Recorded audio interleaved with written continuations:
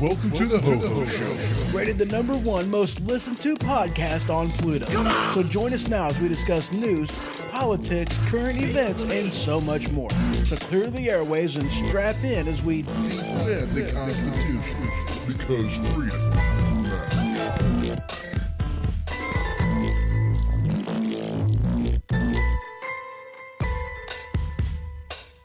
Broadcasting from the Cottage Studio. Welcome to the Ho-Ho Show, and as always, I am your host, Ho-Ho.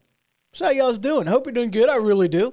So, guys, I'll tell you what, I'm really not liking the camera right there. I kind of like it over here better, but you know what? Whatever. It doesn't matter.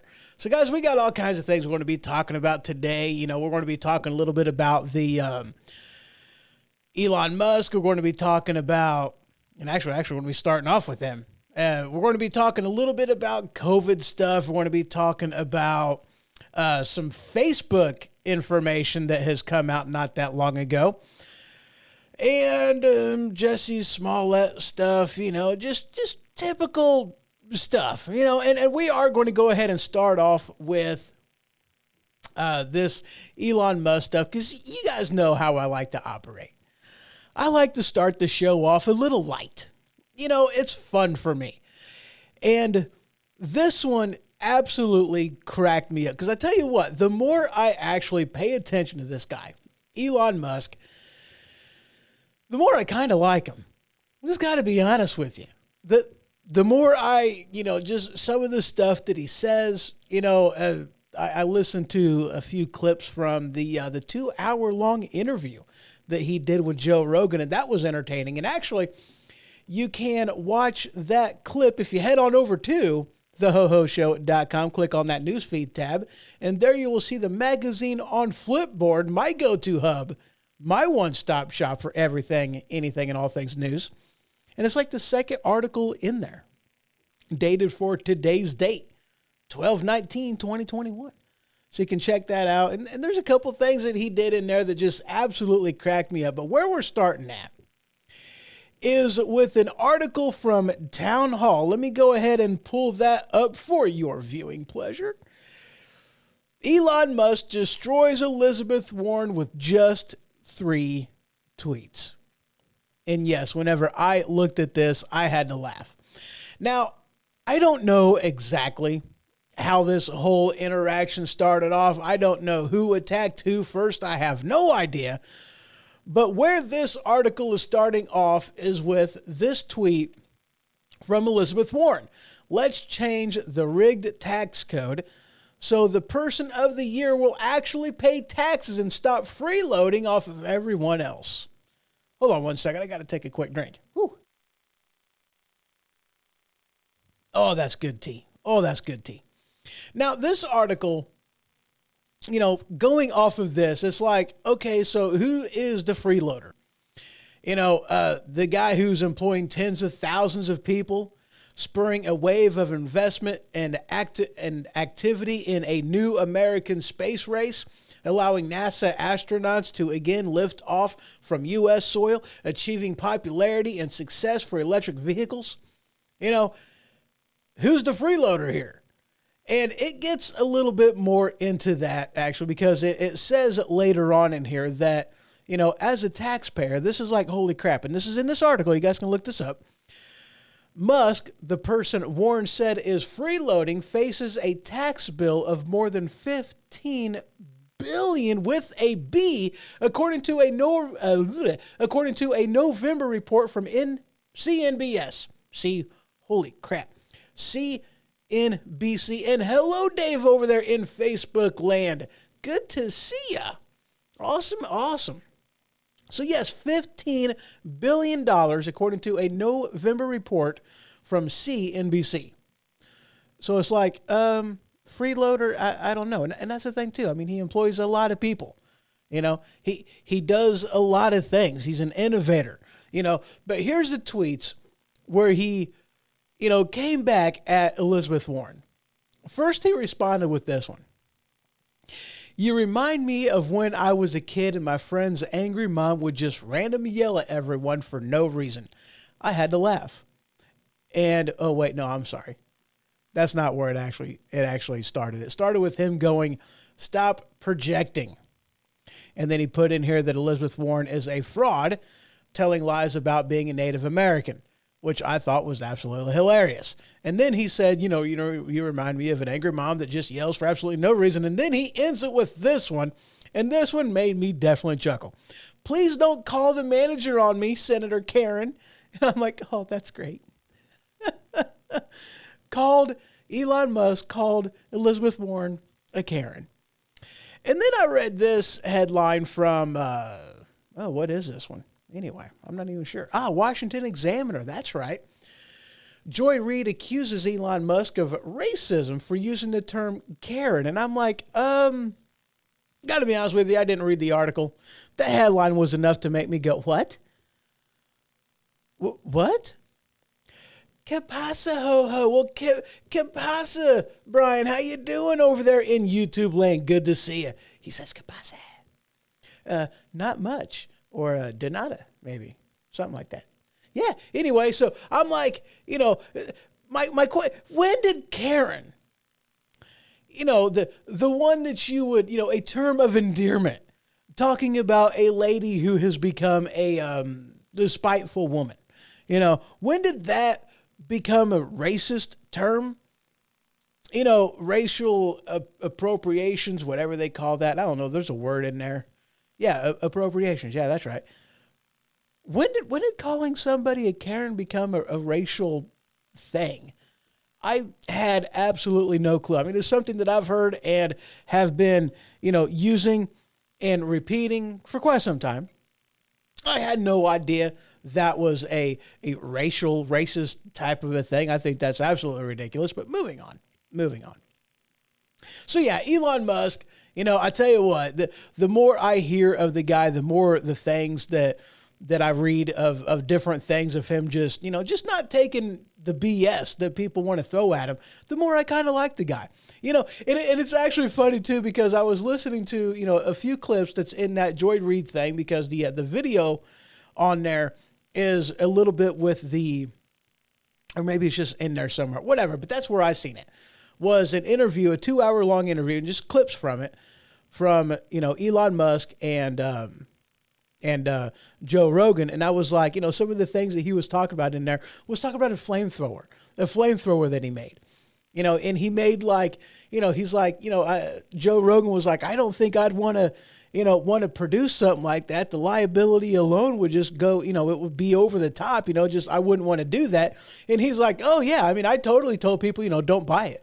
You know, I was like, do not buy this. This is a horrible idea. Just don't do it. And then Joe Rogan's like, well, how many did you make? And he's like 40,000. We'll just say 40,000. He's like, holy crap, how long did it take for them things to, you know, sell out? And it was like something ridiculously quick. It's like, wow, that is hilarious. He's like, yeah, don't buy them. It's a bad idea, horrible idea. Don't buy these flamethrowers. I was like, wow. It's like I said, guys, the more I hear of this guy, you know, the more of the stuff that just comes out of his mouth. It's like, yeah, I kind of like him. I do. I kind of like him. I can't say as if I like him on the same level as Trump, you know, but maybe there's possibilities there. Maybe. I don't know. So moving on. Now, this next headline is from the Washington Examiner. Another one from the Washington Examiner. Holy crap, I don't usually use them all that often, but this headline is from, well, no, I already said that. Yeah, here we go. Why Let's Go branded merchandise is selling in blue states. Well, that's actually kind of easy. There's a lot of conservatives. There's a lot of Republicans, even in blue states. I mean, if you're actually looking at states like California, states like New York, a lot of, Illinois is a prime example of that. You get away from the big city. You get out of Chicagoland if you're in Illinois. The majority of the rest of the state is red, very red. And I have heard that the same thing is very true in California. You go into a northern, California, you've got a lot of red in that state. I've heard a lot is the same about, New York as well. I mean, you get away from New York City and there's a lot of red in these states. So, I mean, yeah, it makes sense that Let's Go Brandon merchandise would be selling in blue states, especially in blue states. I mean, come on, in those states, that's kind of the thing where, these people are really sick and tired of being represented, or I guess you could say misrepresented in some of these states, to where it's like, dude, I want to make my voice heard. I want people to know that I'm not the reason why we have high taxes. I'm not the reason why, these people are fleeing the state. It's not, the policies that I voted for that is bringing this crap here. Just that little extra little something. It's like, yeah, I can totally understand that, because I know Illinois, you get out of Chicagoland and it's a whole different ball game. It really is. It's an entirely different state, entirely different culture, and you go even farther south in Illinois than where I'm at, which is like central Illinois. It gets even way more different, way more grammar, but it gets a lot different. It gets so much more different than even what it is here, So yeah, it doesn't surprise me one bit to see a headline like that. Of course, that type of merchandise is selling big. Obviously, it's selling big. And going off of that too, there is an article that I seen from, I don't even know. It doesn't say. Continue to, let me see if I can find it in here. Yeah, here we go. iHeart.com, I guess, is where this is coming from. But this headline is, red states continue to do better than blue states. And then there's a "der" at the end of this one. And this article goes into talking about, some of the responses that, these different states has had whenever it comes to the COVIDs, that they haven't gone through the same type of lockdowns, the same type of restrictions, the same type of mandates. They haven't been doing all that. And all across the board, red states, which are primarily, well, the states that are doing better are primarily the red states, primarily Republican and conservative controlled states. It even gives a kind of a lineup here as far as, what states are number one, what states number two. And I'm trying to find out. I know I read this in here. Okay, here we go. So New Hampshire was the first on this list, followed by Florida. And then where's the other one at? Oh, it doesn't say. It just says New Hampshire and Florida as the top two states that are doing the best through all the COVIDs. With everything going on, they're doing the best. And then it even goes into saying who the bottom states, the blue states, as expected, were at the bottom. New York at last. And Texas was down at 21. Okay, that is actually kind of surprising. Well, not really, though. I mean, I got to be honest with you. Yes, Texas is, Texas is red. It is red.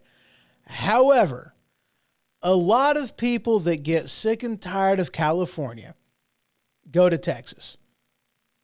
That's just kind of, one of the migrations that happened. And they migrate to some of the bigger cities. And some of the bigger cities in Texas do go blue. I think there was like 2 or 3 different ones that went blue in the last election, in which case, again, no surprise.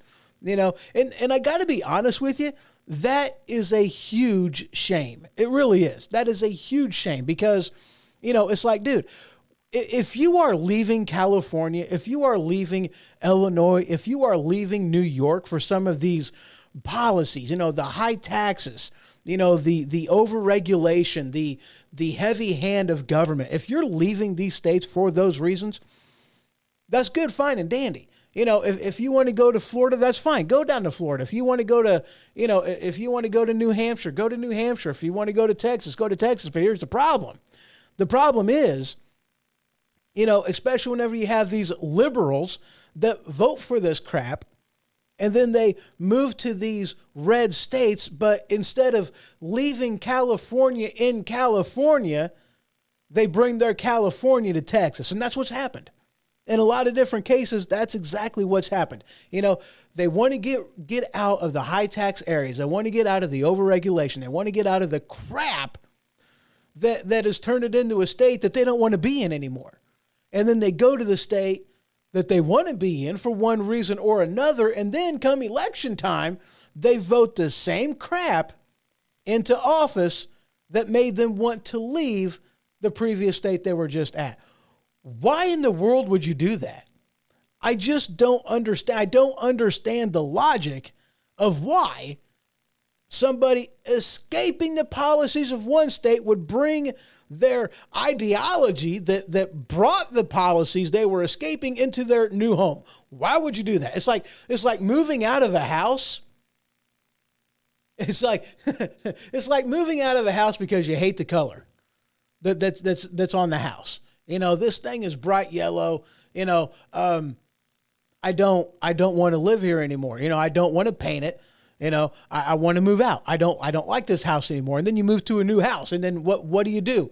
It's time to repaint the house. You got to repaint the house. Holy crap. Well, what color are we going to paint it? I don't know. Let's choose the absolute cheapest color we got.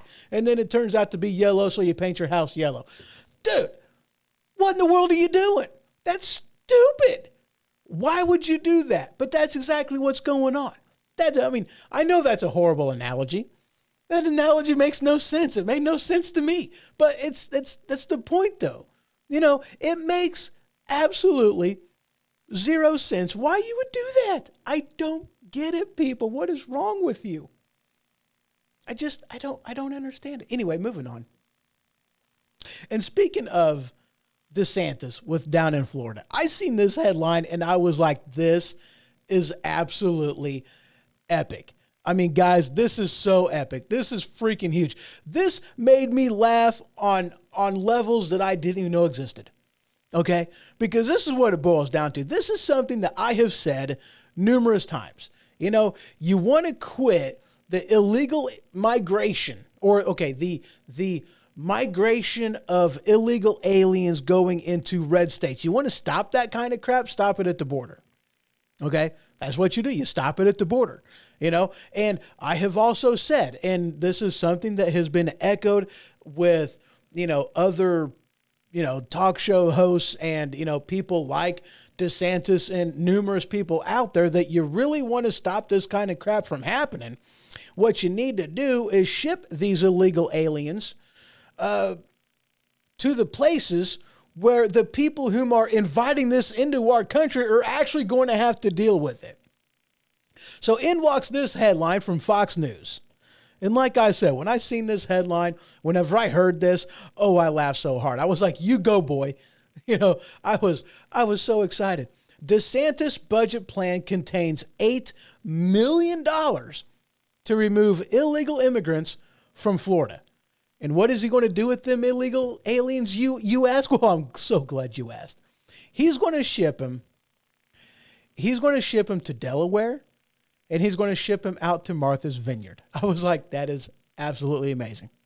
If they're wanting this kind of crap to come into the U.S., then they should have to deal with them. That is exactly my outlook on it. That is the outlook that a lot of Republicans and conservatives have. Of course, we would like nothing more than to get that wall built, get it built yesterday, have it built a long freaking time ago, back in Reagan's era, whenever the thing was actually first approved of. by Congress, but oh no, we can't fund it. Yes, we're going to approve it. Yes, you can build it, but we're not going to give you any money to make that happen whatsoever. What are you guys doing? I mean, we have one of the worst secured border that a nation has in the modern world. Is horrible. It's not guarded. It's not protected. They wanted to tout this amazing quote or amazing stat that, we had so many less people caught and arrested and, court dates being done for illegals. It's like, well, yeah. But that's because you had so far fewer people that were actually doing these arrests. And those that were doing that, the ICE agents that you had at the border, they were in different facilities. They were processing people that had already come across. And it's like, oh, well, yeah. So, whenever you have, days on end, weeks where you don't have anybody down there to catch any illegals crossing the border, well, then, yeah, you're not going to be catching quite as many. You're not going to be processing quite as many. It just, it's kind of common sense, why they want to tout something like that to just make them look good. I have no idea. Brian says that I've been saying that for years. Put them in their backyard, and you are absolutely right. That is exactly what you want to stop this crap. If they're the ones, and this is what it amounts to, if they're the ones that are going to have the policies that prohibit ICE from doing their job, that prohibit the border wall to be built, which they approved of back in Reagan's administration. If they're going to do that, then obviously they want these people here. But instead is what you have going on is, you have them bringing them over, and then you have them busting them to red states. It's like, dude, we're not the ones that want them here. We're the ones that want these people to go back to their own stinking country. We give that country money in the form of charity that we'll never see back. Our tax dollars are spent just flying away. It's never going to come back to us. We send it there in order to help their people. And then what do? These countries like Honduras, their people just come up here to us. And so basically with every one of these illegal aliens, we're paying for them twice. Not only that, if we do want to ship them back to Mexico, let's say we put them on a bus, and we ship them back across the line, back over to Mexico. Guess what? Now this is hilarious. Okay. This is hilarious. You want to laugh? You want to chuckle? You want to have a little bit of, here you go. Here you go. You'll enjoy this. You see, this is what happens. You see, as a U.S. citizen, we have these things called mandates, that we got to get vaccinated, and if you don't get vaccinated, you have that risk of losing your job. And we may end up, touching base on that a little bit later in the show. But for now, just know that, yes, as a U.S. citizen, you have rules you got to follow. You have laws that you got to follow. You got mandates you got to follow. But these illegal aliens that come across, they're like, we're not going to make them get vaccinated. We're not going to make them do that. That would be wrong of us to force these, vaccines on illegal aliens. Excuse me? Could you repeat that again? For what reason do you possibly have for denying, not getting these? If you're going to expect us to do it, if you're going to threaten us with, losing our livelihoods, getting fired from our job, if you're going to threaten us with all of that, basically being locked down in our home if we don't bend the knee and bow to whatever it is that you want, you tyrant. If that's what you want from us, and yet you're going to let these illegal aliens who have already broken the law once just go ahead and not have to follow the mandate, because that would be wrong of you. That would be inhumane. I don't get it, but it gets better. Here they come up here, They don't have to show any type of proof of vaccination. They're not even tested. It doesn't even matter. They're not given, a vaccine. And then if we want to ship them back over to Mexico, guess what Mexico is demanding that they have? Oh, yeah, that's right, a vaccine. Wait a second. They came up here illegally. They don't have a vaccine. I mean, you didn't require these people to get vaccinated on their way through your country, but yet if we want to send them back through your country the way they freaking came, they have to have a vaccine? What, are you kidding me? No. No. I mean, I kid you not. That's what's going on right now. That's some of the bogus, stupid stuff that's going on right now down at our southern border. And is Kamala Harris doing anything about this? No, she's not. Why? Well, she's incompetent. I mean, she's incompetent. Man, I tell you what, I've been hearing stuff coming down the wire on that one too. And I am really, really curious to see, I mean, granted, I am not looking forward to, almost 3 more years of Biden, but I have been hearing some things that, I've definitely been hearing some stuff, and it might end up getting interesting on the Democrat side in the White House and also with the 2024 presidential elections. I mean, they are already going through people whom they could have as possible people to run for president in 2024. Yeah. So this next headline, and then we are going to go ahead and take a quick break. But this next headline from Fox News. Now this one, I'll tell you what, have you guys ever wondered whether or not that the left actually does want to restrict freedom, hinder your freedom, take away your freedom, that they really do hate the Constitution because it gets in their way of what they want to do to the country, to you? Simply put, I mean, have you ever wondered? Well, that's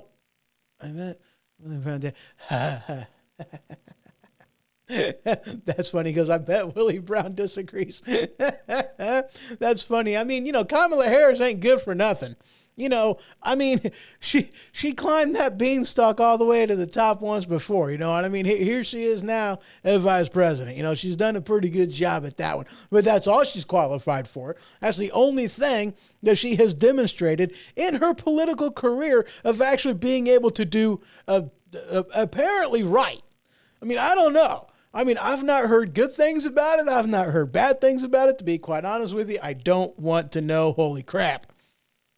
But that's about the only thing that she has on her repertoire that's a positive. And I am assuming, I mean, if you don't, oh, wow, this is really going into dark territory,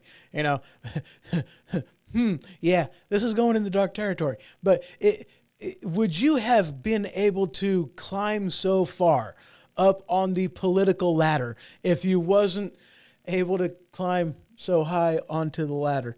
I mean, if, she has to be doing something right. That's all I got to say. We know she doesn't do politics right. We know she's not a very good attorney general. We know she doesn't do that right. Somehow she got where she's at. I'm not saying what those things are, but I'm just saying she's got to be good at something. Anyway, moving on. Dark territory, I'm telling you. All right. This headline from Fox News. You're a bad influencer. This headline from Fox News. Oh yeah, wrong one. Law professor suggests rewrites of the First and Second Amendments that do not mention free press or bearing arms. He wants a redo of the First and Second Amendment. That's what this guy wants. Are you guys hungry for McDonald's? Do you want some hamburger? Do you want some French fries? I'm sorry, these are the things that's going across my screen right now. You guys are seeing that, right? We don't want that. We're not hungry. Get off of there. Ooh, we got somebody in the chats. Hello, Linda, over there in Sprinkerland. Good to see you. She says, sorry, I'm late. Trying to get a hold of a relative that has been recently put into a convalescent home. Oh, okay. Well, awesome. Well, it was good to see you over there. And I'm sure, and Dave says hi. I'm sure if he is still over there, I'm sure that he would definitely say hi. I know he was over there in the chat earlier. So yes, welcome. Good to have you. But from Fox News, law professor suggests a rewrite of the First and Second Amendment. And I tell you what, guys, this is exactly what I was talking about. With the left doesn't want you to have freedom. They don't like the idea of you having the right to bear arms, to keep and bear arms, actually. They don't like this. They don't like that you have the First Amendment right, freedom of speech, freedom of press, freedom to peaceably assemble, to petition the government with a redress of grievances. They don't like this. They want to restrict your speech. They want to restrict what you write. They want to restrict your ability to protect yourself. That's what they want to do. I mean, guys, that's what the Rittenhouse trial was all about. Taking away your right of self-defense. That's what they wanted to do.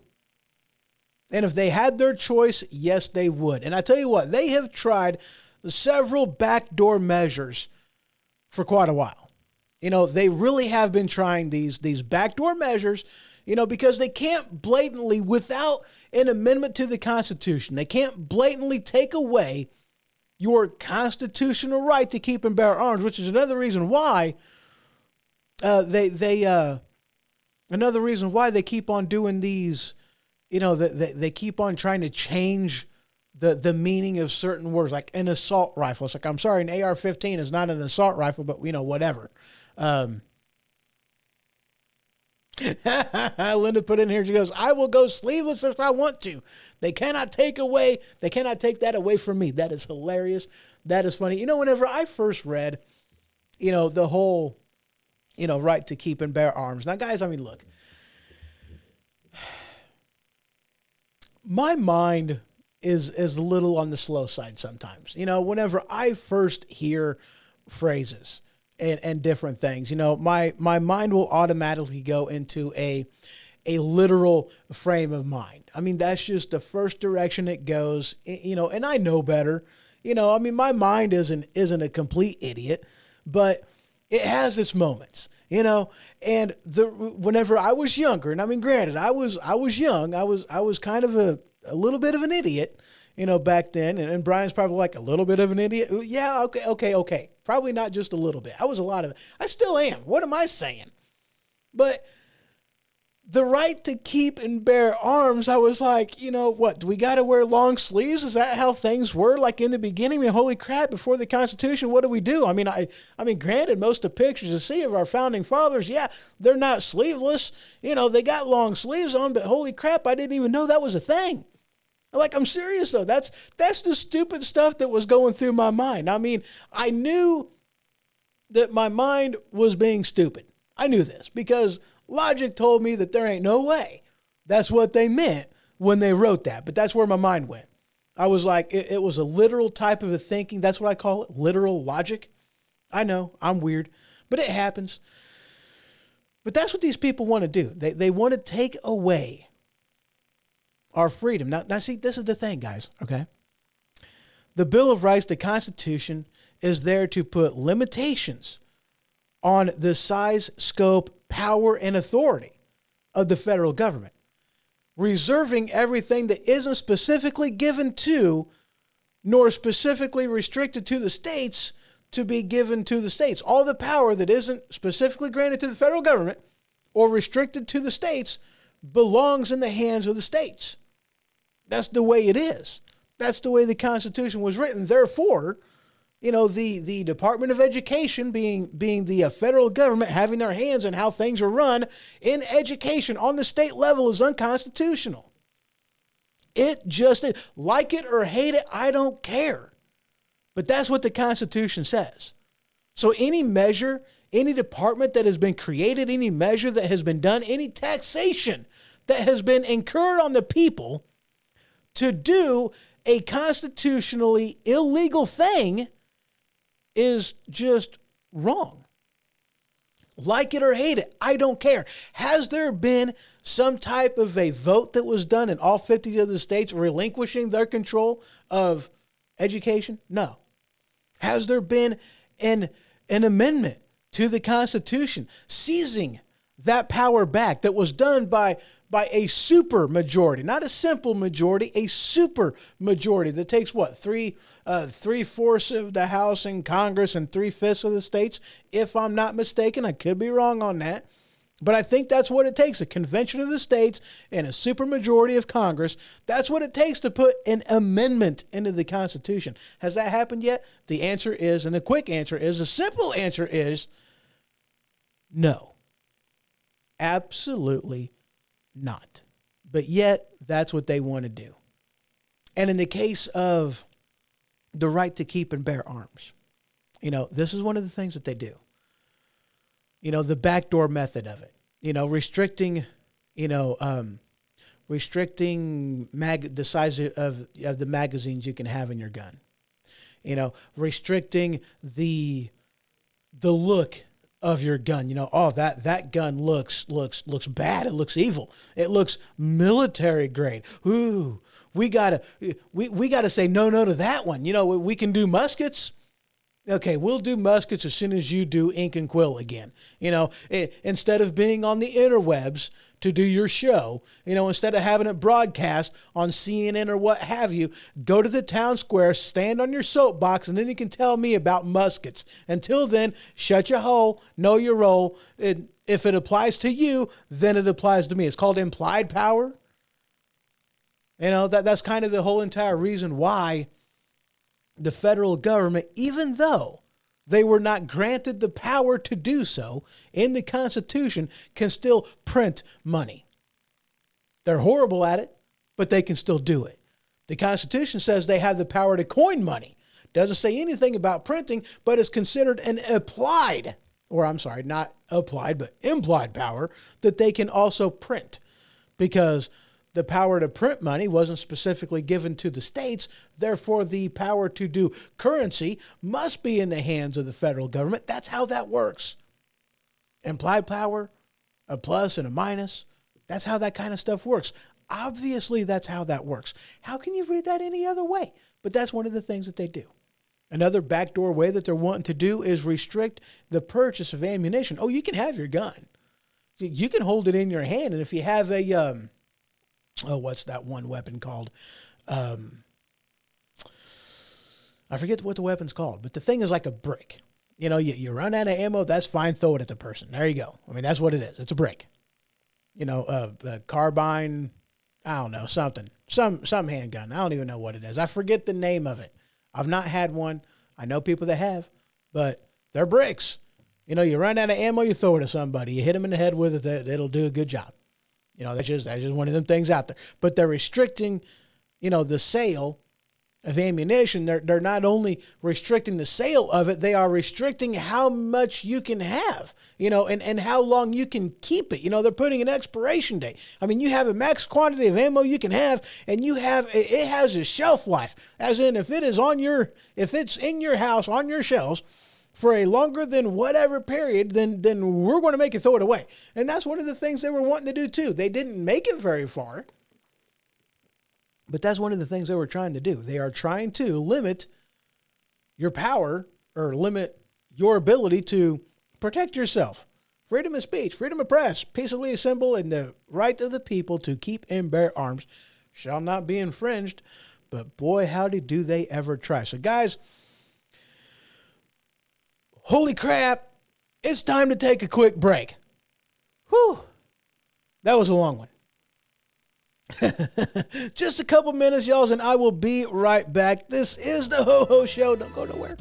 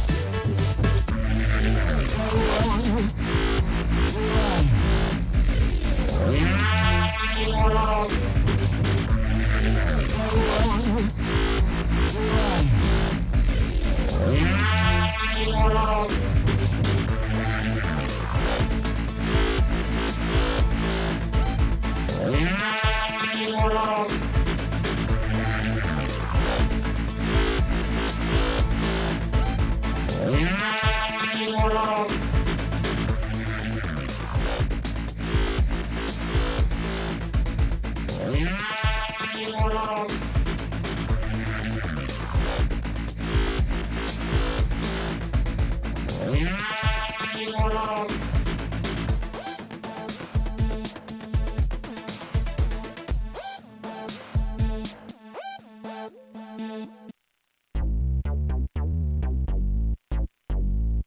you love your occasional Mexican dish or your musical fruit? Are you tired of walking by family members and crop dusting them?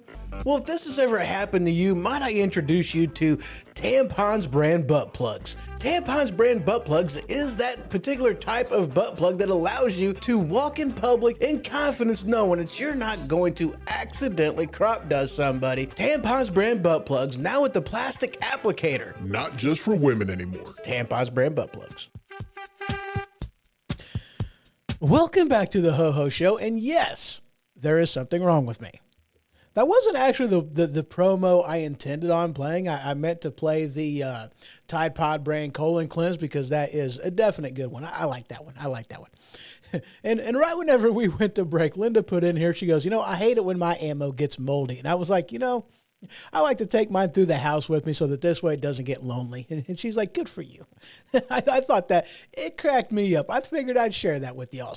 So yes, we are going to go ahead and move on. And guys, we are going to get into an article that when I read it, it was like, it's about freaking time they acknowledge this. It's about freaking time they quit trying to lie to us on what is actually going on.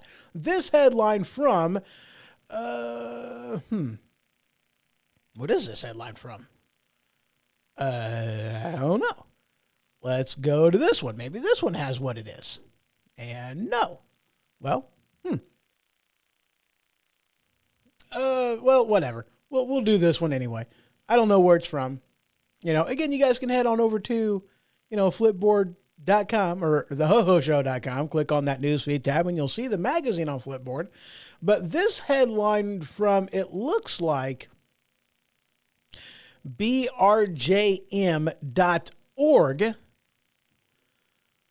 That is bjrm.org. Again, I'm looking for it on the page and I'm not seeing anything, so it doesn't matter. Let me go ahead and bring this up so you guys can take a look at it too. Here you go. Facebook quietly admits in court that its third-party fact checkers are opinions. This headline from Breitbart. Facebook admits in court the fact checkers are just opinion. This one from, which is the same one, this one from the New York Post. Facebook trying to censor posts from COVID-19 vaccine. Well, that doesn't really matter. There you go. That's the one I was looking for. Facebook admits the truth. The fact checks are really just lefty opinion. You see, it finally came out in court, ladies and gentlemen. It finally came out in court that the fact checkers, quote unquote fact checkers that are on Facebook don't have anything to do with seeing if this information that they are fact checking is actually false information. It is opinion based. They have allowed these people whom they agree with to be the fact checkers in order to censor dissenting information. They want to get rid of the debate. They want to get rid of opposing information that they don't agree with, and they don't want other people to know. So they censor it. They lie to us and they call it fact checking. But the fact of the matter is, it has nothing to do with facts. We knew this already. This is no big surprise to anybody that is on the right. This is no surprise to conservatives. This is no surprise to Republicans, although, the RNC may not care, but they're not surprised. And this is no surprise to see this article in at all. This is no surprise.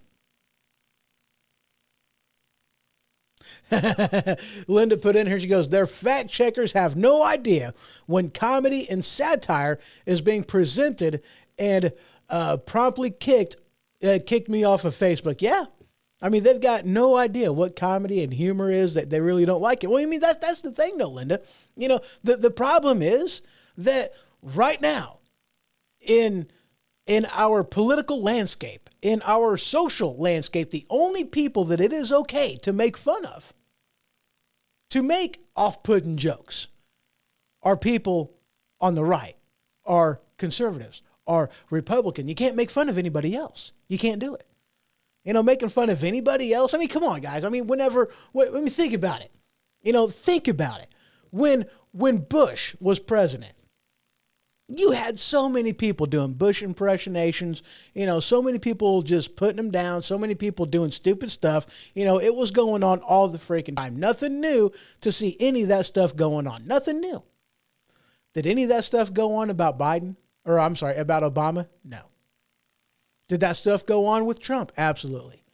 Is that stuff going on mainstream media wise? And I'm not talking pundits.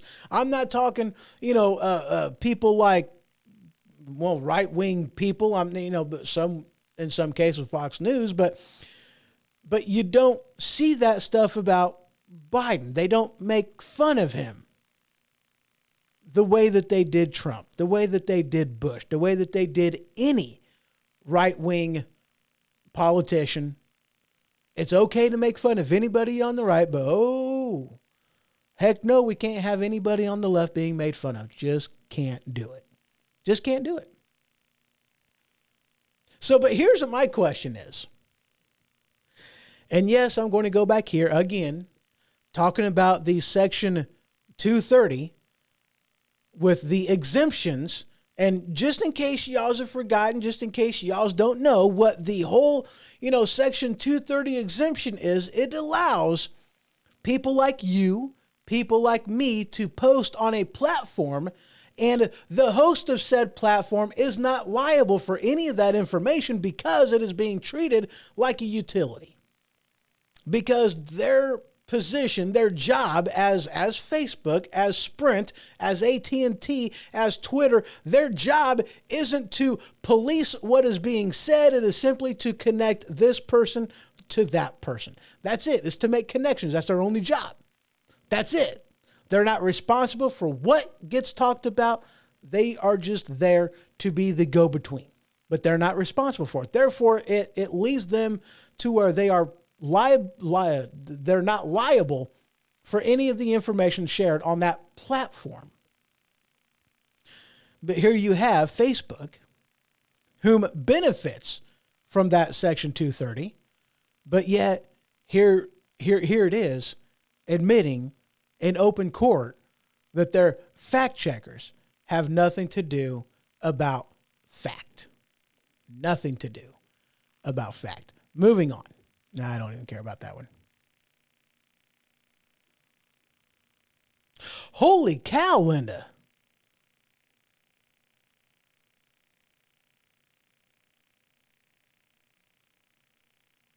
That is awesome. That is awesome. 5 feet of snow, Linda. Holy cow. A buddy of mine was up there not that terribly long ago. Was he in North Dakota? Yeah, he was in North Dakota. Where did he go? Velva, I believe, is where he went.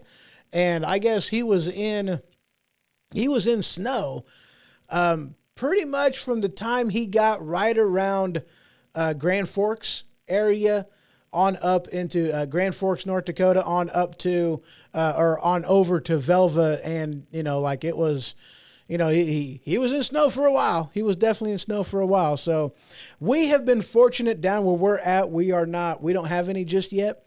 It's been getting down into the high 30s and whatnot. It's dropped below freezing, I believe, a couple times.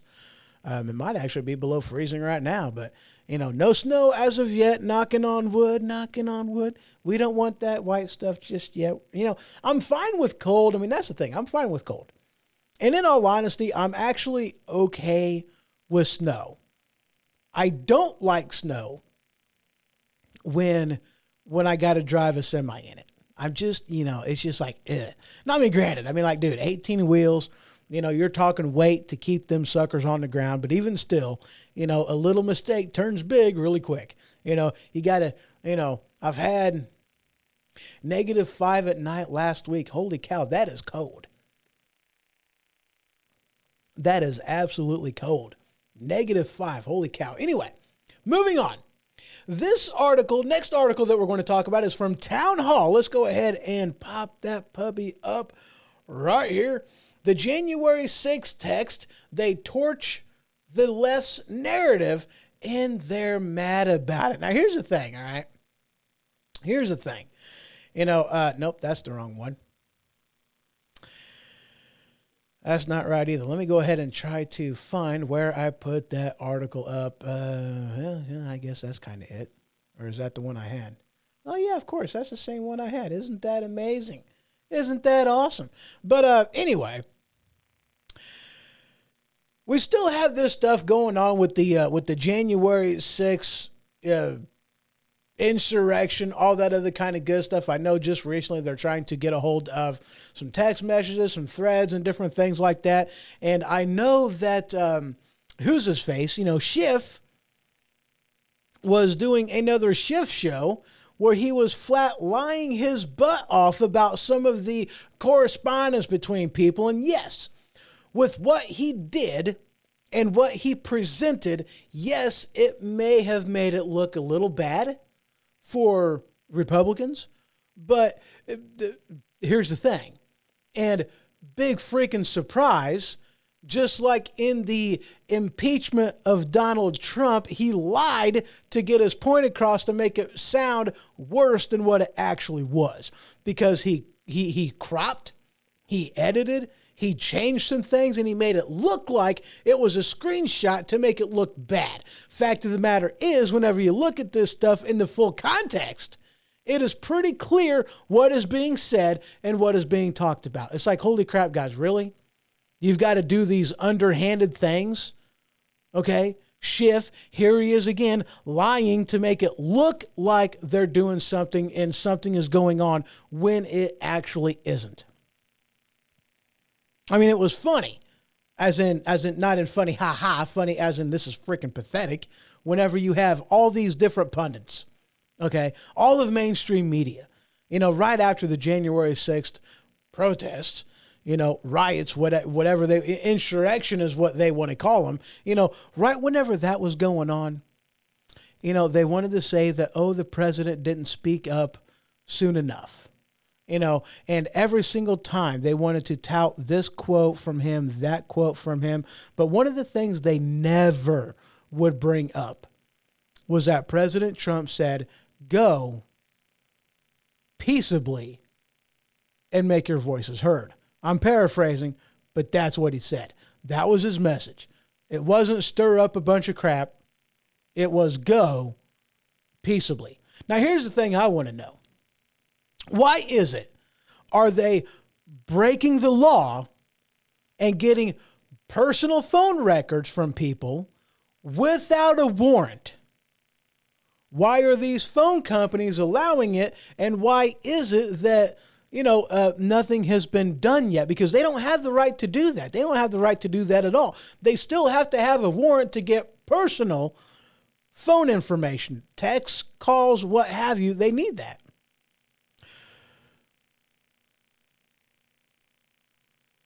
Oh, awesome, Linda. She says that she is starting a new sci-fi series related to Crash Dystopia. Promo airs tomorrow at 1 p.m. my time. That is awesome. So 1 p.m. Central, or is that a 1 p.m.?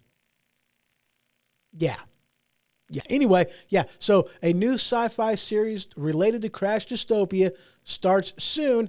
Yes, under Continuum X here on Spreaker. That is awesome. So head on over to Spreaker.com, search Continuum X, that is CONTINUUMX on Spreaker, that is Spreaker.com, SPREAKER, and check out that. I'll tell you what, it's a neat time. It's like kind of like old-timey radio. Eastern, okay, so 1 p.m. Eastern, so that would be, brain fart, holy crap. Noon? No. Yeah, so 1 p.m. Central. That's noon, I think. No. Crap. Yeah, have you guys ever had that problem like I just had? You know something. You've known it for most of your life. But whenever time comes for you to actually talk intelligently about it, it's like now you forget how time zones work. Holy crap. I can't, I would say I can't believe that just happened, but I can absolutely believe that just happened. I have met me before. Anyway, let's go ahead and continue on. Wow. But that's what's going on. Noon Central. Thank you, Linda. You're amazing. So noon Central, 1 p.m. Eastern, Continuum X, the new promo airs for Crash, a series related to Crash Dystopia. Yeah, okay. I apparently am Englishing not very well today. I tell you what, one of these days, I will English amazing and it'll be great. But that's what you have going on, though, guys. You have the left, in order to try to get their point across, lying their butt off, breaking the rules, breaking the law, and even picking and choosing what it is that they're going to show, actually trimming and cutting and deleting stuff in order to make their point hit home harder, and yet they're going to ignore some stuff that would actually shed some light on what happened with, over at with the January 6th riots. I'm sorry, I got sidetracked because Linda just put in the. She just put in. Oh crap! You suck. Okay, there we go. Cool. So I am putting in the link for this. Linda just shared a link to the page for that. So I am actually going to share that link over in the other chat room. So there you guys go. If you guys want to check out that, head on over to that link that can be found over there in all of the various chat rooms. It should be available on Facebook and YouTube, and also, hopefully, as long as it worked properly, which I'm not completely sure if it did, over there on Twitter as well. So there you go. I hold those who did the insurrection at the Capitol responsible, not those holding the rallies. And you know what, Linda? You're absolutely right. I do too. I absolutely do too. You know, and here's the thing though too, man. I mean, and this is one of the things that was being reported upon at the time. This is one of them things that we even had video evidence showing, is that these people whom were at the insurrection, see, there's a reason why nobody has been charged with an insurrection. At worst, they have been charged with trespassing. At worst. But here's one of the things, and there's video proof of this, is that some of these people who entered the Capitol did so at the behest of Capitol Police. The barricades were put aside. The doors were opened up. They were waved, come on in. There's evidence of this. There's video evidence of this, that this is what happened. But here's the point that I was making earlier. Why are they breaking the law whenever it comes to getting some of these text messages from private phones? Okay, now if they're wanting to get it from a government-issued phone, then fine. You know, freedom of information, they have the right to take those. That information does not belong to the individual. It belongs to the government. It is a government phone. But whenever you're talking a personal phone, no.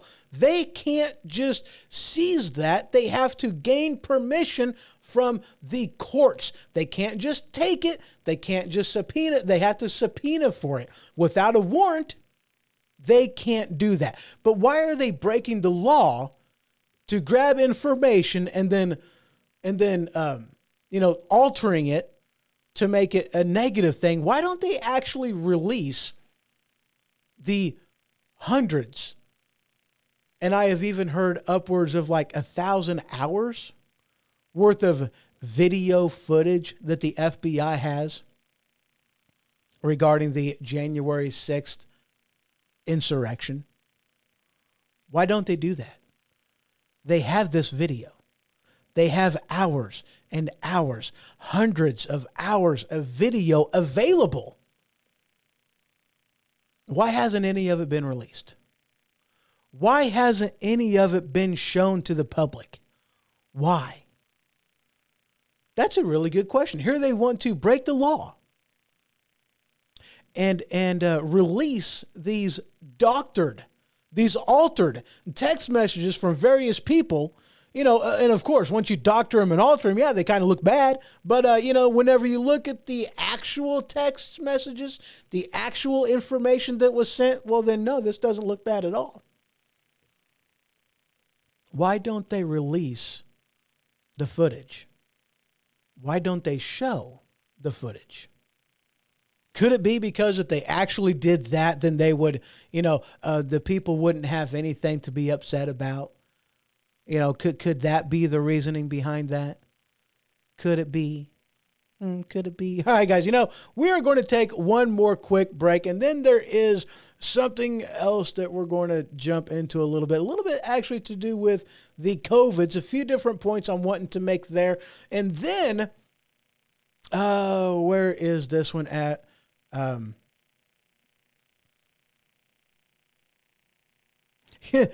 Linda put in here, she goes, my mother always asked me that if someone told you to jump off of a bridge, would you do it?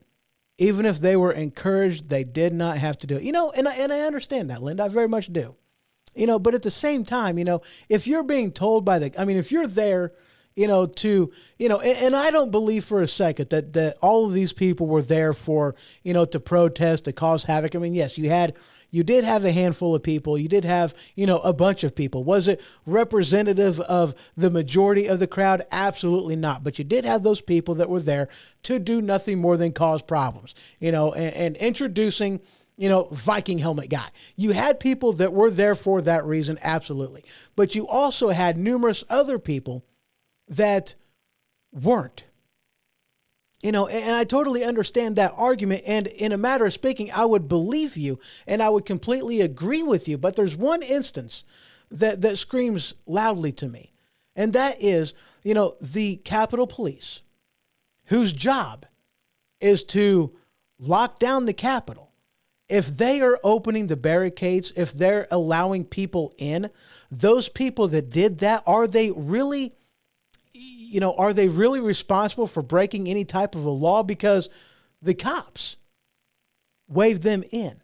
The cops opened the barricades.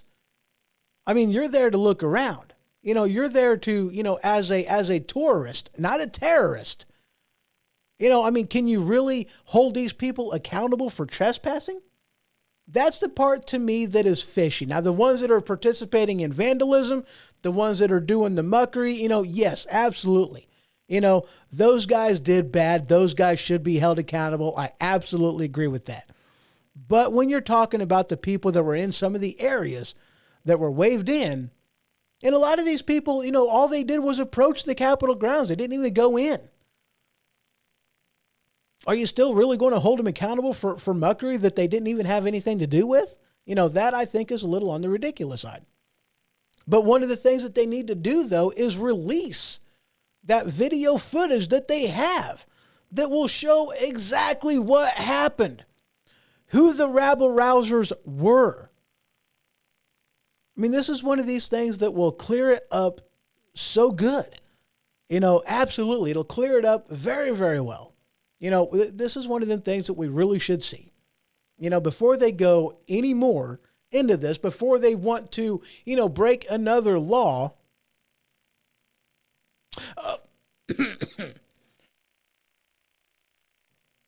Breathe, swallow, not at the same time. My apologies. Linda put in here, she goes, I am referring to the ones who caused damage. Okay, absolutely, I agree with you. I very much do agree with it. And yes, those people should very much be held accountable for their actions. They should be prosecuted to the fullest extent of the law. They very much should be. And I completely and utterly agree with that. I do not agree with what happened on that day. With the damage that was done with the, because that's the thing, man. There was so much stupid stuff that happened on that, it's ridiculous. It really is ridiculous. But there has been some stuff that has come out of that. Some light has been shed. And I tell you what, whenever I know more information, I will definitely let you all in on that. So we're going to go ahead and take that quick break right quick. And when I return, we're going to be probably wrapping up the show. We might have one segment. We might have two segments. I don't know. We got some stuff to talk about, though. So just 1 minute, and I will be right back. This is the Ho Ho Show.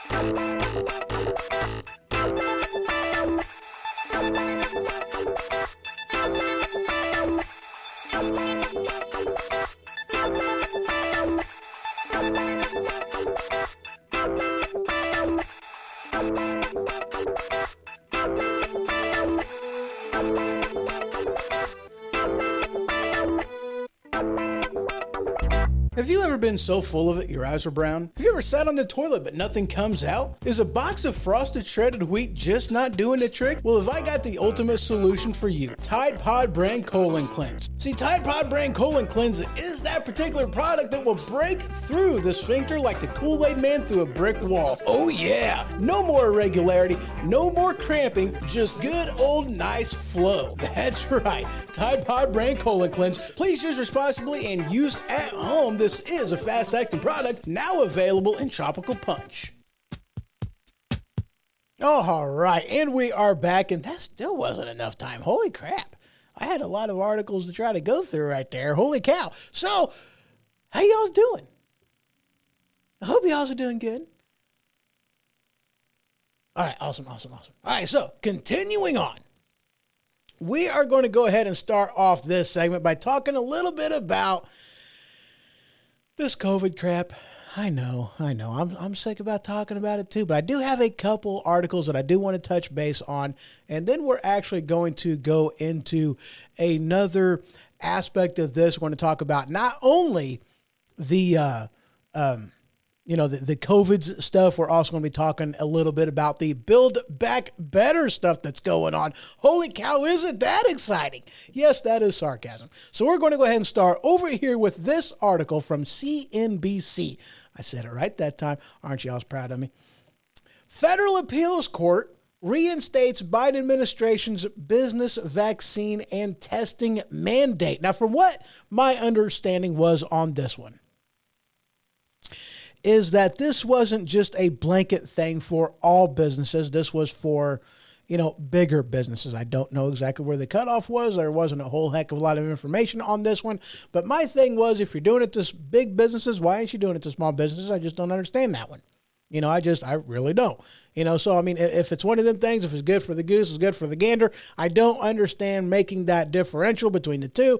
I just don't get it. But there you have it. That article, again, from CNBC News. And then we got this article from, I don't even know. Let me look. What article was that? Oh, yeah, Anthony Fauci. There we go. Maybe it was that one.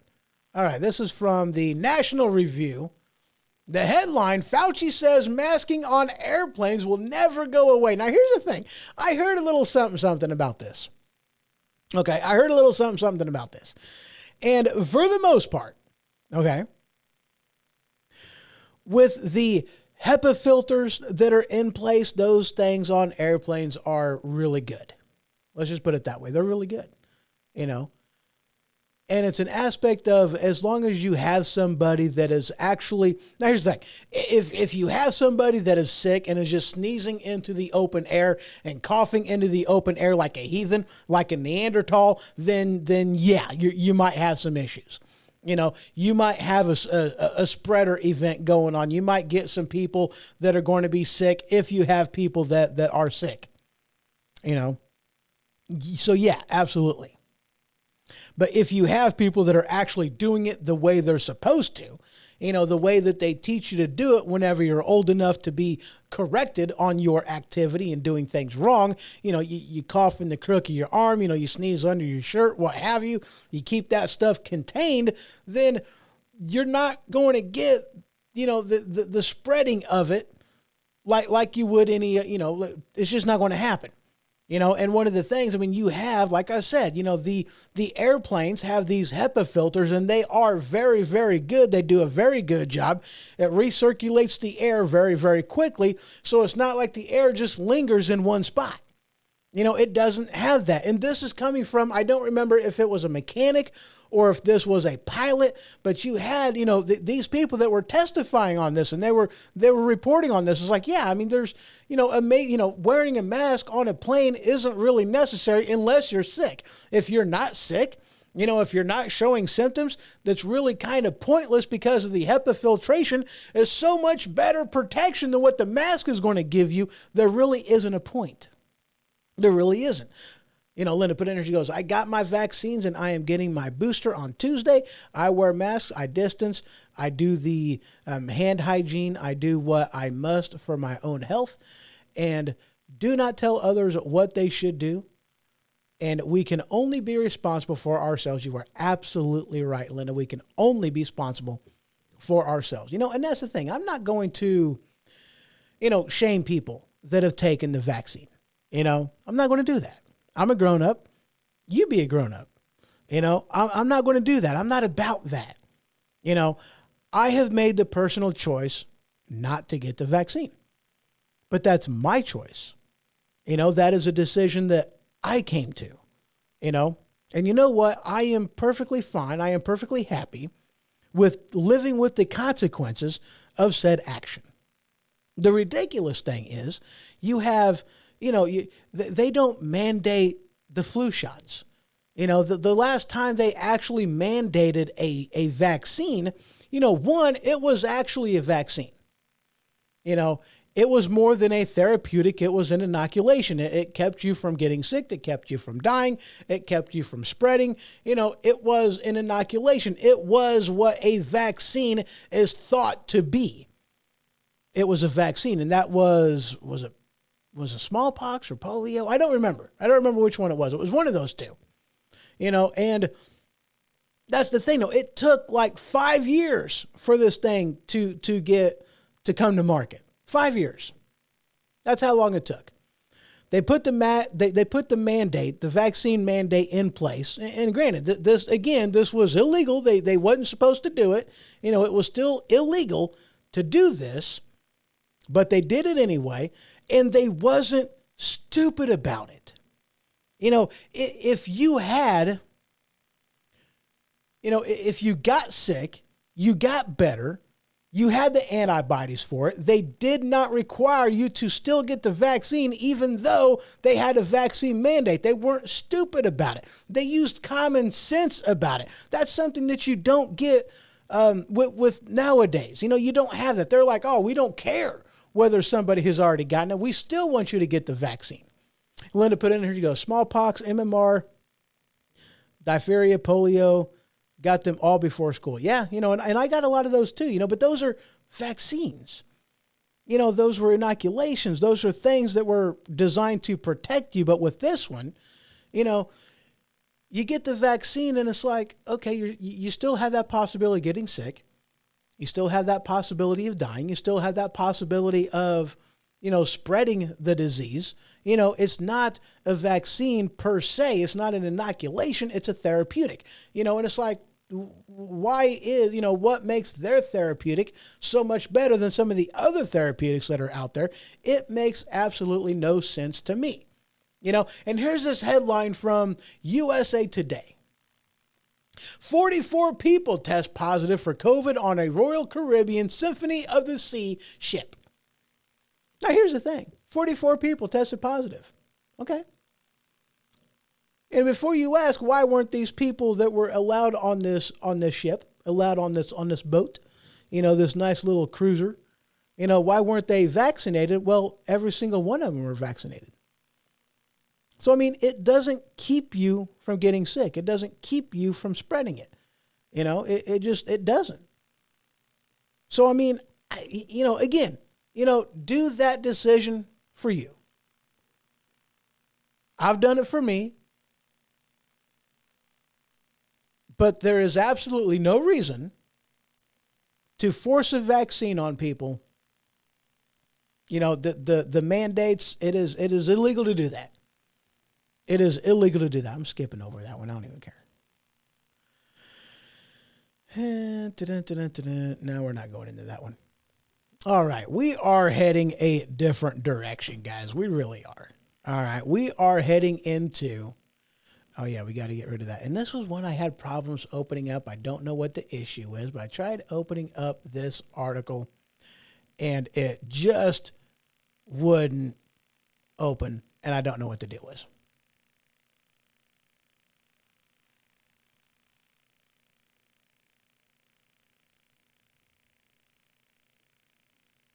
And Linda put it in there, she goes, it greatly reduces my chances of ending up in the hospital or dying. And, you know, and for some people, I'm sure that is the case, you know, but I mean, there's still been, you know, a lot of, you know, just like with this one, you know, 44 people wound up sick. Now, I mean, here's the thing though, too. Okay. I got to be honest with you on this one. I don't know how long it was from the time they got this shot, you know, to the time they got sick or went on this cruise. I really don't know. Now, the fact of the matter is, this is what vaccines do. This is what, you know, the flu shot does. Okay. They talk about quarantine. You're supposed to do that. Anytime you get a vaccine, whether it be a flu vaccine, whether it be, you know, whether it be the COVID vaccine. And hello, DJ Hemi over there in Spreaker Land. Good to see you. But anytime you get any type of a vaccine, is the first thing you need to do is quarantine yourself for at least 2 weeks. You know, and that's one of the things that they really haven't been telling people to do. But that's what you got to do, because the entire thing of what these vaccines are doing, you know, especially with these RMNAs,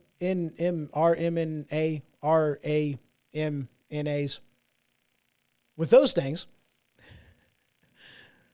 it introduces a small amount, whether it be a weakened amount or whether it be a small amount of the vaccine, to introduce your body to it, to jumpstart your body into creating an antibody. That's the pure and simple way of going about it.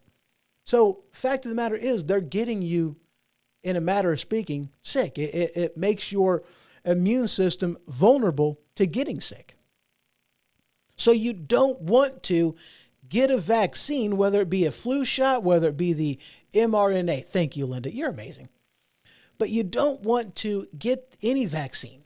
You know, I don't care what it is. If it's any of the ones that you get in school, if it's a flu shot, if it's the COVID vaccine, you don't want to get any of them and then go out and get sick because, like I said, you're weakening your immune system. You know, you're forcing your body to fight off an illness, you know, and even if it is a dead illness, you're still, you know, it's like putting all, you know, it's the whole reason why you're not supposed to watch TV when you're driving down the road. It draws your attention from the road, you know, which is where your attention is supposed to be. You know, now you're watching a YouTube video, and that's just bad. You know, that's how accidents happen. The same thing goes, you know, whenever you introduce a vaccine into your body, you're weakening your immune system. You're giving your immune system something else to focus on. And instead of attacking what is right there coming at it, now it's attacking something else, creating antibodies. That's why you're supposed to quarantine for a time after you get these vaccines. So I don't know how long after they got vaccinated that they went onto the ship. I have no idea. You know, is it possible that these people got vaccinated just specifically to go on this cruise? Absolutely. You know, absolutely possible. That is very possible as to what happened and why there was such an outbreak. I mean, that very much could be the reason. Just going to be honest with you. There is a very good possibility that's the reason as to why it happened. All right, so moving on. This next headline, his next kind of series of headlines. Holy crap, this is going to be interesting. All right. So, we're going to jump into the Build Back Better. We're going to jump into a little bit of the stuff that the left loves to do. This is good times. This really is. Oh, I love this stuff. I love this kind of stuff. So this headline is, or actually it's not a headline. This is a video from Fox News. Hold on, man. I'm having throat issues today. I don't know what my deal is. I'm glad I brought the tea in studio with me. Otherwise, I'd be in trouble. I would be. But this is from Fox News, a video, and I'm not watching the video, and I'm not going to make y'all listen to it.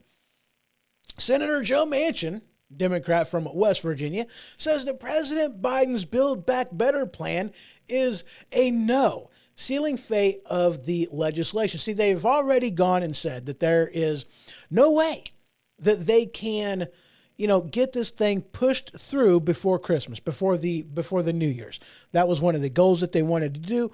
One of the self-imposed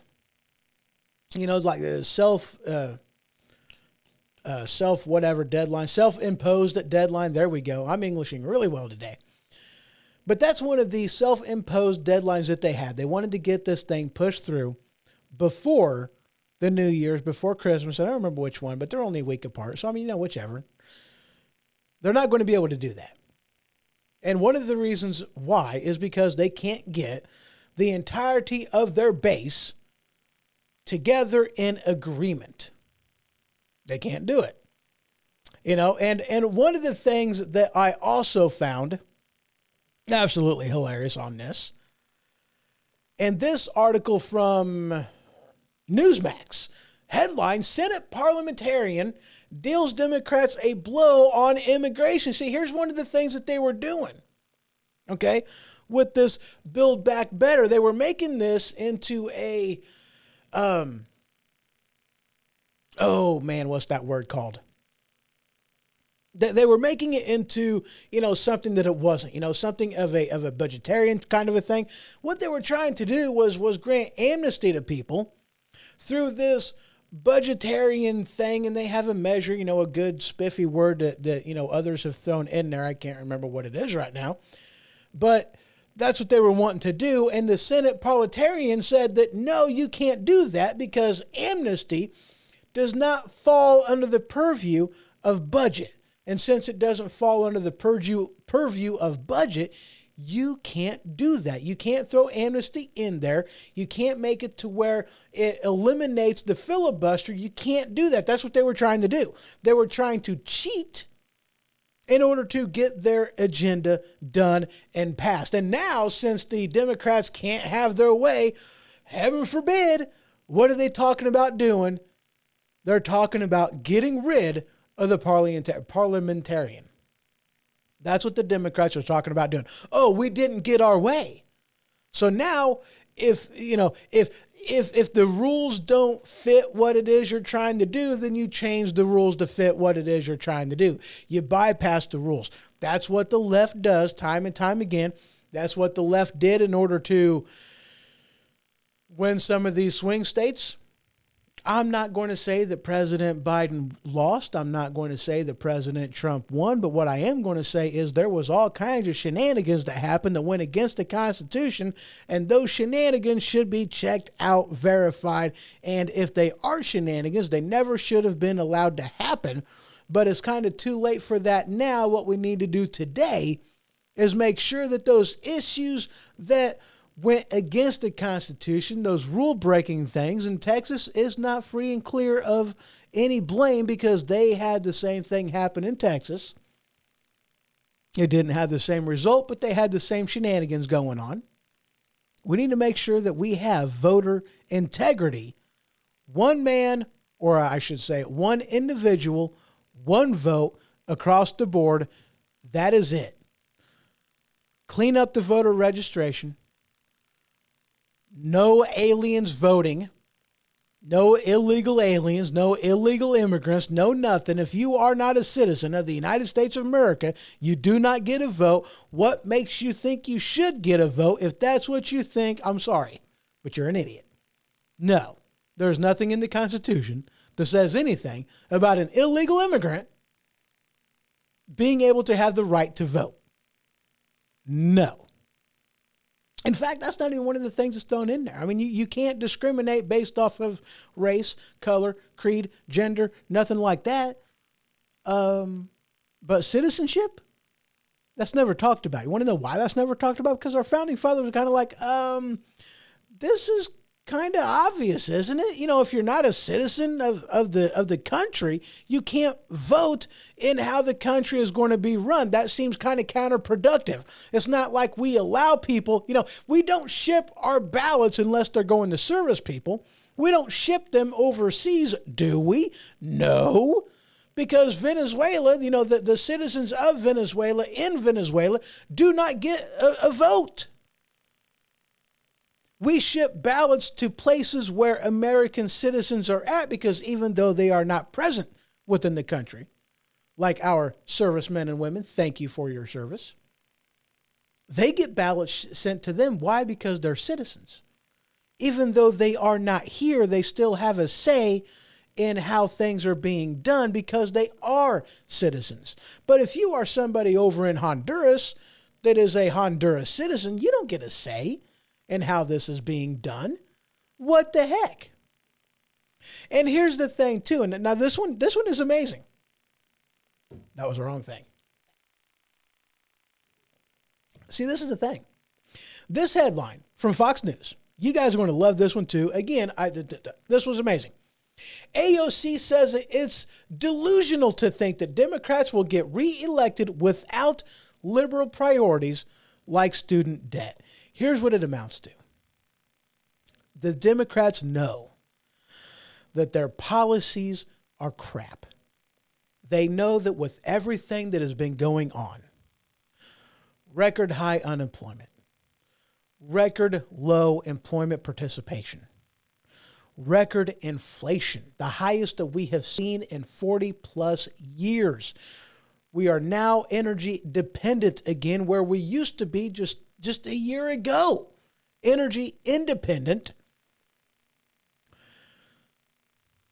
Record inflation, supply chain backups.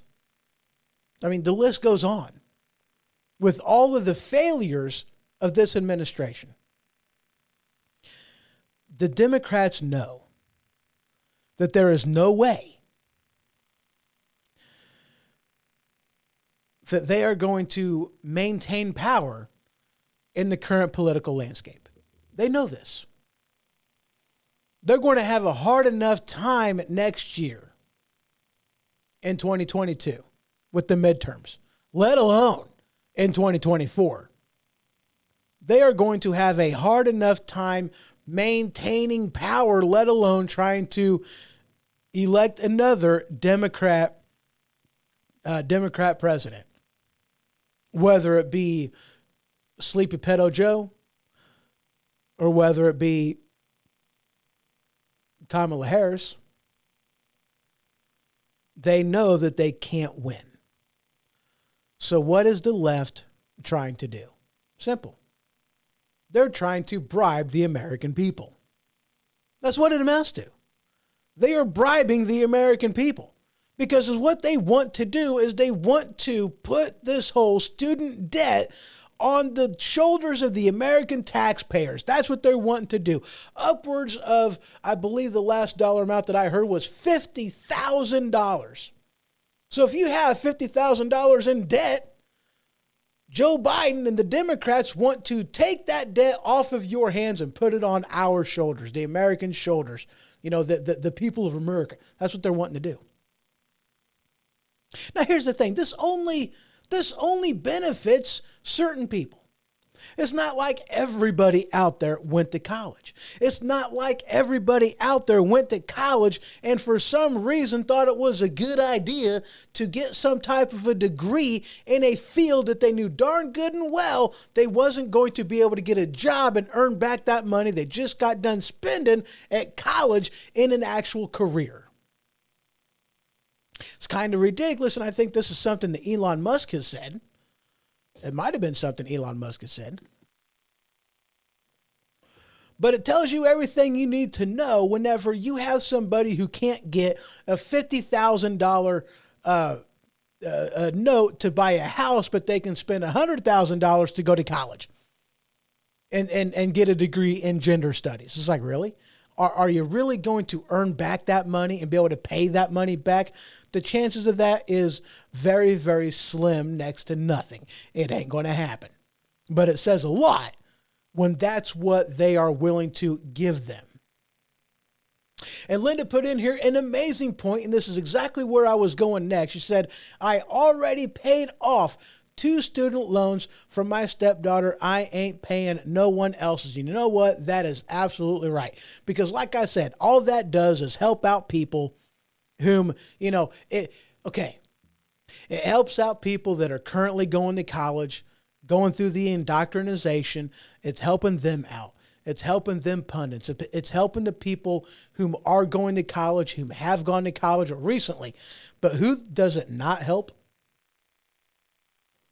It doesn't help most everybody else.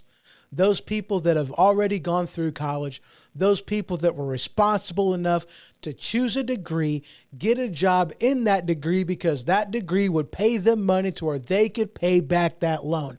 What do they get? What do the people get? Do they get $50,000 in the case of Linda to where, they've already paid back these student loans? Do they get paid back for that? No. What about people like me who haven't gone to college? People like me who went from high school to the workforce and started earning. What happens with us? What do we get? What kind of bonus do we get? The answer to that question is none. Lower income people who never go to college, some middle class people who don't go to college, it doesn't benefit them.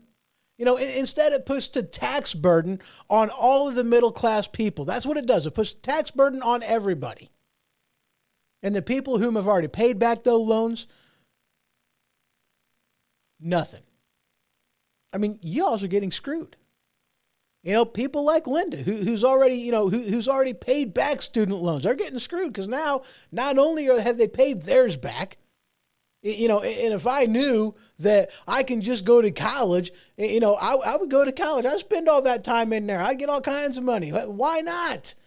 And make the government pay for it. And here's the thing, guys. Okay. And I've said this before. I don't condemn somebody for taking advantage of things like this. I really don't. Don't get me wrong. Don't think that I do. I don't. If you're somebody who's going to college, you paid back your loan. If you're somebody who went to college and, was able to get the government to pay for it, I mean, dude, good for you. I don't want to make you think like I think you have less of an individual for taking advantage of things like that. By all means, take advantage of it. But at the same time, the federal government shouldn't be offering these things up. They shouldn't. I'm not going to say that it's bad, for a liberal to take it and it's okay and just, for a conservative not to. I'm not going to say that. I'm not going to say anything like that. If the government is offering it up on a silver platter and they're making it to where you can take advantage of that, then by all means do it. Be happy. Take advantage. Whenever time comes for April 15th and you got to pay your taxes, dude, take all the tax credits that they will allow you to have. You're a moron if you don't. Take advantage of it. But at the same time, whenever time comes for those tax benefits to go bye-bye, when the time comes for you to vote, don't vote with your pocketbook just because you want a handout. Vote with constitutionality of it and saying that ain't right. That we need to hold the federal government accountable for the crap that it just throws money on. That's what we need to do. Take advantage of the benefits. I ain't going to think any less of you for doing that. It would be kind of dumb not to. And I'm not saying that it's a bad thing to take advantage of it. What I am saying clearly is the federal government shouldn't be doing it in the first place. And the whole point behind this, like what AOC said, if the Democrats have any chance of winning come 2022 and 2024, they have to bribe the American people. They got to bribe them. It's going to come down to a game of who can offer more people more free things. Who's going to offer the biggest, shiniest thing? Who's going to offer that?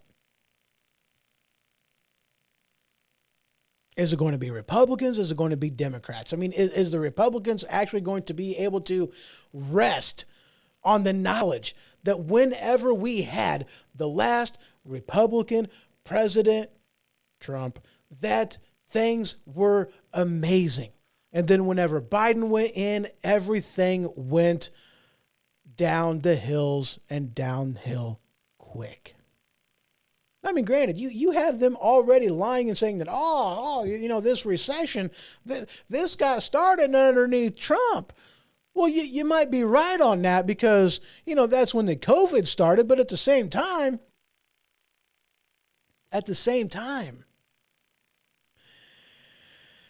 it wasn't Republican governors that shut down Republican-controlled states. Oh, no. It was Democrat governors who shut down Democrat-controlled states. It was Democrat governors, Democrat cities that shut things down, that slowed down to a halt our economy, that made people stay at home, that shut down the schools. Granted, in the beginning, I totally understood it. Don't get me wrong. I mean, I got it, Linda put in here, she goes, if they want me to use solar panels to save the planet, they can come install them here for free. You know what? And I'm going to bring up something on that, Linda. Excuse me. I'm going to bring up something on that. Because you bring up an interesting point. Here they want green this and green that. That's what they're pushing for. They're doing everything in their power to shut down carbon, to shut down oil, to shut down coal burning, to shut down gas. They're doing everything they can to shut it down. But one, we don't have anything to replace us. So here they're wanting to put in all these, power stations, for battery powered cars to be able to plug into. Where are they getting their power from? What kind of a plant are they getting their power from? Well, most of them, they're getting them from a carbon, one that burns coal. That's what they're getting it from. So yeah, save the planet. Go ahead. Plug it in. But when they start making it to where they're shutting down these plants, even a wind farm needs oil to operate. How do you think those things get lubed up, to spinning around? How do you think that happens? It's with an oil-based lubricant. That's how it gets done. They only go so far without having an oil-based lubricant in there to keep all the gears a turning so they don't lock up. But here's the thing that I find hilarious, Linda, and I'm glad you actually brought that up. Did you know that in certain states, and I actually think Florida is one of them, if I'm not mistaken. I remember reading this a while back ago. But to live 100% off the grid, you can't do it. If you have a residence, if you have a house anywhere in some of these states, you cannot be completely off grid. Here they want us, and this is what they preach to us, live green. But yet you can't live off the grid. It doesn't get much greener than that, guys. You're not plugged into the system. You have become self-sufficient, and yet being self-sufficient is illegal. Even if you're not drawing power from the power grid, you still have to be attached to it. Really? Why? I don't understand. But it's true. Now, again, this was a while back ago. This is old information. This is old news. This was from a while ago. I'm pretty sure I even did a show on it, talked about it a while back ago. I'm sure I did. But the fact of the matter remains. Here they want us to be green. They want us to eliminate our carbon footprint. They want us to go reusable. Then why do I have to be attached to the power grid? I'm pretty sure that was Florida, which is kind of surprising. It's Florida. But I'm pretty sure that's where it was. Florida. You have to be plugged into the power system. Linda put in here, she goes, I need the system or else Vector would die. I know. We don't want that. We don't want that. So what it's going to amount to is who can give away more free stuff. You know, that, in a matter of speaking, is what they pretty well know is going to be the only saving grace for Democrats. The only saving grace. But here's about what it amounts to, guys. And I tell you what, we might actually end it here. Let me go back through Flipboard here a little bit. Let me make sure there isn't anything that I am really forgetting. And no, we are pretty much done. So here's where we're going to leave it, guys. Last article, last thing that we're going to cover. This headline from Raw Story. It didn't work. There you go. Mitch McConnell's know nothing, do nothing agenda. I lied. Because you also have this one. And this one's from Newsweek. Trump calls McConnell the best thing that ever happened to Democrats as feud escalates. You see, here's the thing, guys. Okay? This is more or less what it amounts to. This is why I bring this up. Okay? And I've talked about this in the past. Okay? It's not enough for Republicans to win. And I'm even going to go as far as to say it is not enough for Republicans to hold the line. They need to push back on the Democrat agenda. If they don't do that, then what the heck is the freaking point? If they are not going to be an opposition party, if they are not going to stand as a deterrent to what the Democrats are doing, if they are not going to offer something different and deliver, then what is the freaking point? I've said it before. I'm going to say it again. You know, when you have, there's a lot of Democrats out there that the Democrat Party pretty much treat them as a battery. The only time they care about you is whenever it comes time to vote. They don't care about your needs, your desires. They don't care about your neighborhood. They don't care about it whatsoever. They play the game. They make things sound good, but at the end of the day, they don't care about you. They never have. They never will. Wake up and smell what they're throwing at you. You know, how long has cities like Chicago, cities like Detroit, cities like New York, how long have they been controlled by the Democrat Party? And how long has things sucked for most everybody in there? Now, granted, you got your nice districts. You got your, the gated communities. Absolutely. The ones that are protected. You absolutely have those. But you get away from those, things aren't quite so good. And it's ridiculous that they keep doing time and time again. That's where insanity is. You do the same thing over and over again, but somehow expecting different results. That persistence will eventually pay off.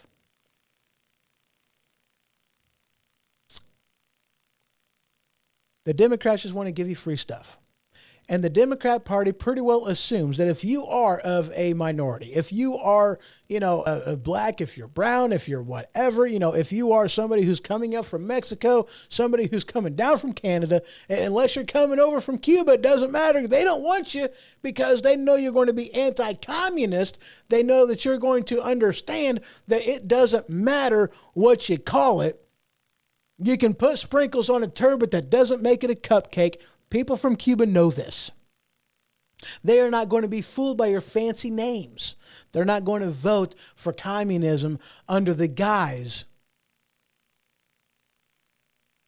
What's wrong with BBB? A lot is wrong with BBB. Build back better? No. But the only way that a Republican candidate is going to win and keep winning is to not be like somebody like Mitch McConnell. Somebody who may talk a good talk, but whenever time comes, when push comes to shove, they don't push back on the Democrat agenda. Instead, they just perpetuate. They just do enough to make it look like they're doing something, even though they're doing nothing. That ain't going to slide. Because again, like what I said, it's not enough for them to get elected. They got to do something. They just can't sit there on the sideline. They just can't sit there and be the Republican wing of the Democrat Party. That ain't going to fly. They need to do something. That's what it amounts to. They need to do something. Malik Hall says, could you tell me what is specifically wrong with the Build Back Better? Well, one, they want to say that it's a net zero, that it ain't going to cost anything. Whenever that is absolutely false. They played a lot of, what's that word I'm looking for? They used a lot of accounting gimmicks and tricks, in order to make it look appealing. But whenever they went in there and they took a look at the numbers and they took a look at how everything was actually going to play out, they were like, oh, holy crap. We forecast this out the way we should forecast it out, the way any other bill has been forecasted out. This sucker is going to cost like $3.5 trillion with a T. Now, one, we don't have that kind of money. They just got done raising the debt ceiling.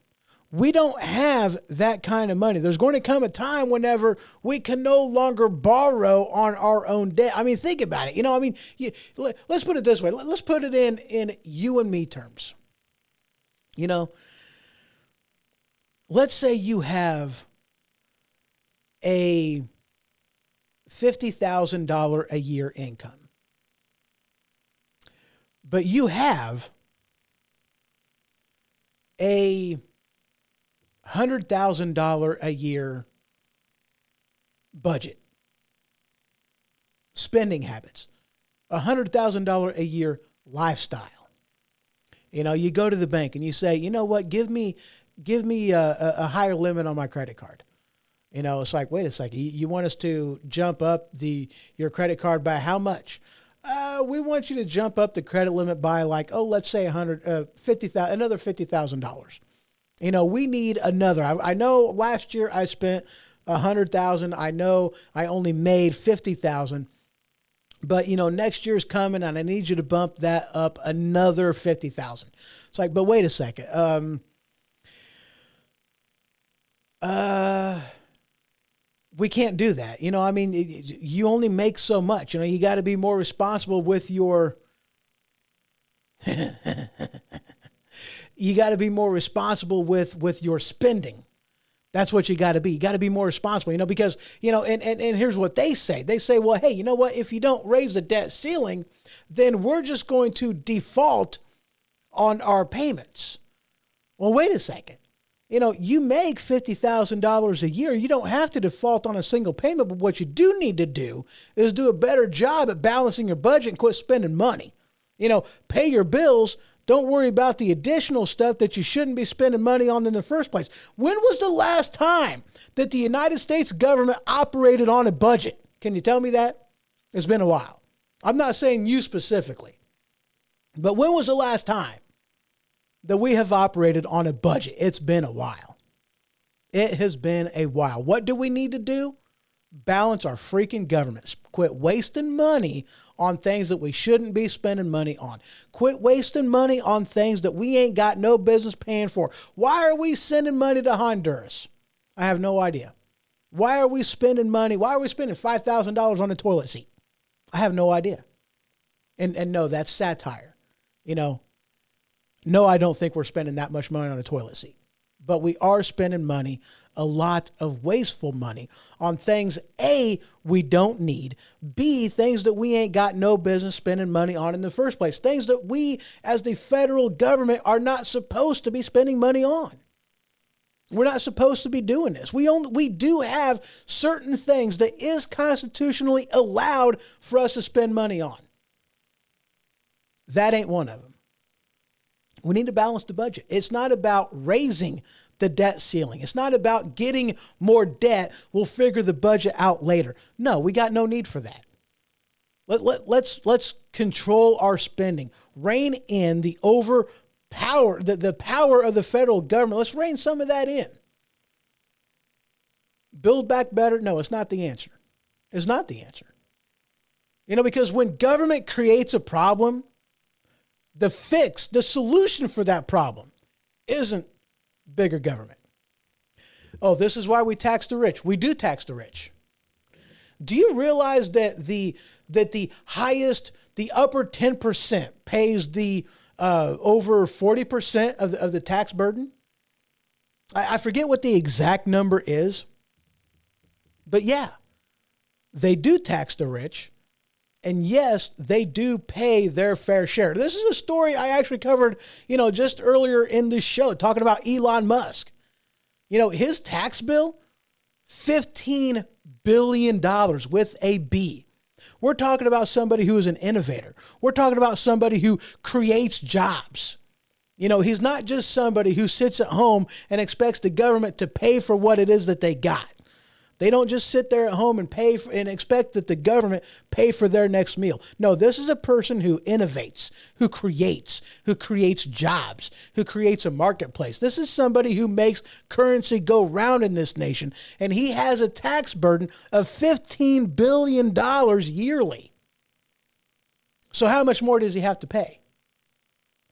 This is somebody who creates revenue for the federal government and has a $15 billion tax burden every single year. How much more should he have to pay? And hello, Gavin, over there in YouTube land. Good to see you, sir. So yeah, I've talked about this earlier in the show. Feel free to go on back to the beginning of the show because we are actually just about done. So guys, that's really all I got for you today. That's it. Going on 2 hours. Holy crap. I need to watch those 2-hour shows, man. I really do. So guys, I am about to head on over to Nakatomi Plaza for a Christmas party. Oh yeah. So if you guys are in the area, feel free to stop on by, say hi. This has been The Ho-Ho Show. For more information, you can head to thehohoshow.com. And for the merchandise store, you can head on over to stinkpickle.com. That is stinkpickle.com. Until next time.